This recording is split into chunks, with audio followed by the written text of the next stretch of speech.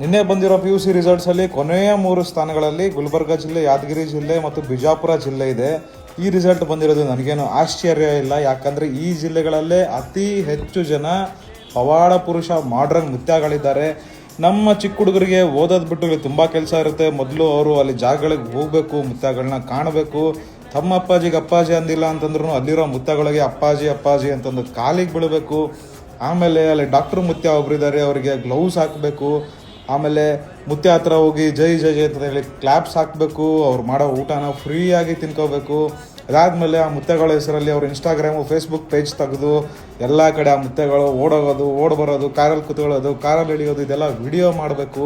ಅದಾದಮೇಲೆ ಆ ಮುತ್ಯಗೆ ಯಾರಾದರೂ ಬೈದು ಅಥವಾ ಕ್ರಿಟಿಸೈಸ್ ಮಾಡಿ ವಿಡಿಯೋ ಮಾಡಿದ್ರೆ ನಮ್ಮ ಥರ ಅವ್ರಿಗೆ ಅಮ್ಮ, ಅಪ್ಪ, ಅಕ್ಕ ಅಂತೆಲ್ಲ ಬೈದು ಬಂದು ಹೊಡಿತೀವಿ, ನೀನು ಎಲ್ಲಿದ್ದೀವೋ ಅಲ್ಲಿ ಬಂದು ಬಾರಿಸ್ತೀವಿ ನಿನ್ನ ಅಂತ ಎಲ್ಲ ಭಯ ಪಡಿಸ್ಬೇಕು. ಅವ್ರಿಗೆಲ್ಲ ಆವಾಜ್ ಹಾಕಬೇಕು.